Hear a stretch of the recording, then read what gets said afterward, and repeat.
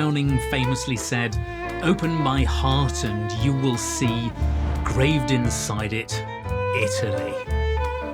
Now, when I've uncorked my last bottle, it'll be Yorkshire they find on my ticker, but I do understand why Browning felt this way.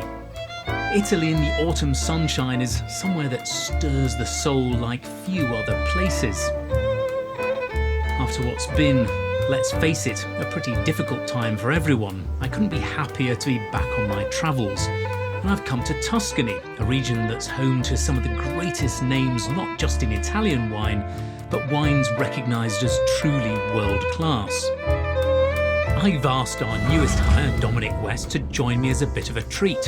The last time I saw him was in Portugal, where he joined me and James Purefoy as the latest member of the wine show gang. Don't say that I don't get you along on a nice jolly every now and then. It's the nicest thing you've ever done. Oh, bless you. Hello, Joe. How are you? Hi, Joe. Hi. I have a new pupil.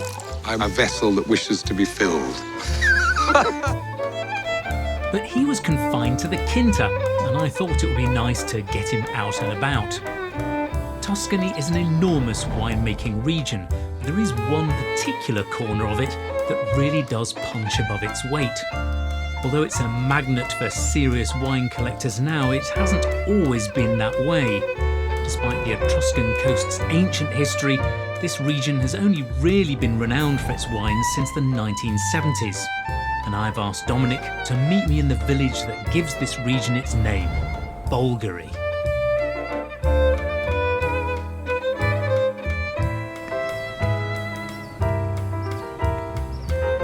Dom, I found you. What the hell are you doing here? Hello. How are you, old chap? I'm very well. I'm very well indeed. Welcome is- to one of, well, this is possibly my favourite wine region. Well, this is the most beautiful place. You get old here quite happily, couldn't you? Well, I can see us both sitting like sort of two elderly Italian pensioners with coffee. Playing Petanque or cards and Yes. discussing the state of the world. So this is not a wine, historically a wine region. No, not at all. But I mean, how could anyone have sat here for hundreds of years and not thought about wine? We're in Italy, for goodness sake, in the most beautiful square I think I've ever seen. Throughout Tuscany, people made wine, often actually in mixed agriculture. The vines would grow up trees, and it wasn't noted for it. It was just local wine. Now, it's very, very famous, and it's that shift. Changed the grape. Well, what we should go and do is try some. Sounds good to me. Take you. Dom might have just had his morning coffee, but this is the wine show, and it's about time he learned that there are sacrifices to be made. And one of them is going wine tasting in the morning. The Cantinetta di Bolgheri has a great selection of wine from all over Italy and the world, which is fortunate because I'm about to take Dominic on a journey, and we're starting just over the hills in Chianti.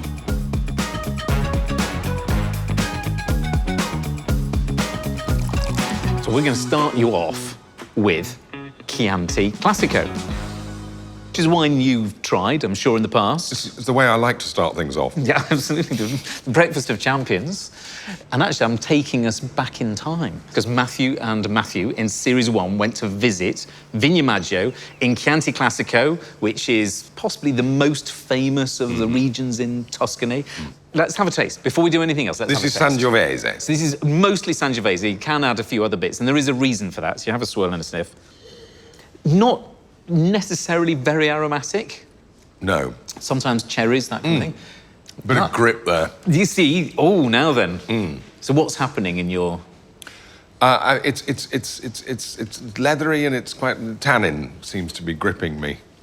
So far back as the, what would it be, the sort of 18th century, people were saying it's not very good on its own. What you have to do is to have other grapes to make it a bit more aromatic, make it a bit softer, make it slightly less tart. But then it does thrive very well up in the hills. People have learned over time how to go and make a nice wine. But it's always had this challenge. These estates have been here for a very long time. This one, it was the family Lisa Gherardini who became Mona Lisa. She was always complaining. And she would stay regularly at this. I think it was a family estate. It's the most beautiful place. Really? Absolutely glorious. This is where this is what the Mona Lisa drank. No wonder she had an enigmatic smile. Time to leave the Italian Renaissance behind. Now, ready for the next stage in this? And take a trip forward in time to the 1940s and across the globe to California. I've got 3 wines, because this is how we're going to go and learn about it. There's lots of very nice aristocratic families around this part of the world, and one of them... You know all of them. I know all of them. You're related to them. We have dinner regularly. Are the Fattorinis from around here? There are lots of Fattorinis around here. They're not noted for being aristocrats. It's mostly as a haulage company. Right. Now that I think about it, I might be more use as a truck driver the way things are at the moment. But leaving that thought to one side, we're starting our own story of wine renaissance in the Napa Valley with a great wine, Duckhorn Decoy Red Blend. Now, what's this? So, Marchese Mario Incesa della Rocchetta in the 1940s has this lovely estate here, not a wine-growing estate. And he decided that he would just plant some vines for his own consumption. He was going to go and make his own wine. What he does is he looks and he can see the topography. And he looks and he says, well, there's a row of hills. I'm just on the sort of bottom of those. I'm looking out over this plain that's been recently sort of drained, if you like. And then there's the west coast. There's the sea very, very close. Mm-hmm. So he thinks, well, where else in the world that he's been to has this? Now, have a swirl and a sip of this. He thinks, the Napa Valley in California. There's rows of hills, there's then the valley, there's this sort of alluvial soil, and then the coast that cools it off. So we're going to have a swirl and a sniff. This is a Merlot blend. So actually what starts to recreate is these blends of wines that are like you get in the Napa Valley. Have a taste, go on. Soft, more aromatic. Is this a Napa wine? It is, yes. Pass me another couple of glasses. Fruity. Because then he looks at one of the great wine regions of the world and he says, let's have a look at Bordeaux. A Bordeaux, which is also... Exactly the same.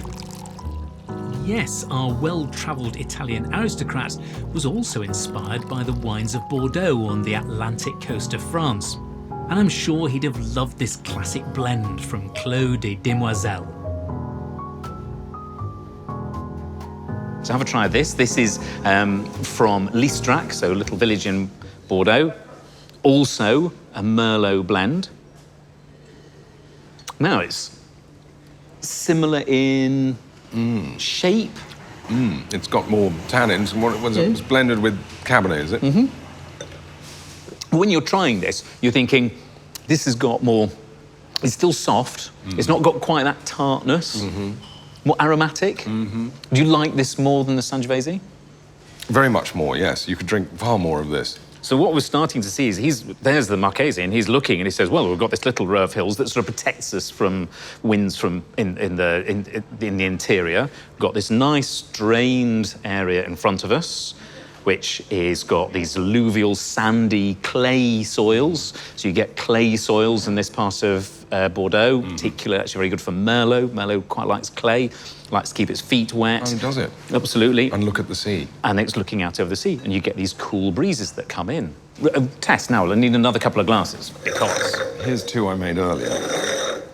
So now, this is actually almost identical in price to the 2 wines that we've got. This is Grappi Chianti. Finally, we're back in Bolgheri. And while this wine isn't made by the globe-trotting Marchese, it is Grappi Chianti, made by local winemaker I Grappi. Have a swirl and a sniff of this. So now what you're going to be able to see is this evolution. Same part of the same sort of topography, same soil types, warmer, we're further south, certainly than Bordeaux. Get your nose into that. Mainly Merlot, is it? Yes, similar blend, mainly Merlot, Bordeaux blend. Oh, yeah, different league. You're enjoying that, aren't you? Wonderful. And what I like particularly is, here's a map. So this has got this sort of map which is showing these lakes, and the lakes act as a sort of moderating influence, because water is a moderating influence on vineyards. So we've got the sea that's... Not the coast. You can see. What, keeping the frost away? Yeah, and particularly in the evenings, you tend to find that the sort of heat rises, and you sit at Igrepi. You can sit there in in and amongst the vines, and as the heat rises in the middle of the country, there's this gentle breeze that gets sucked in, exactly the same way that it does in the Napa Valley, and it draws in this cool wind. So at a point of the day where it would potentially be too hot, grapes would sort of struggle. Sit in the estate there, and there's just lovely, gentle, cool breeze. You want to go and visit it, don't you? I desperately want to go and see. So I want to go and take you to Igrepi and to go and see for yourself exactly what this topography is like. We'll look up at the hills and we'll look out at the sea and take you there tomorrow. I shall dream about it all night. You can just enjoy drinking now. It's delicious.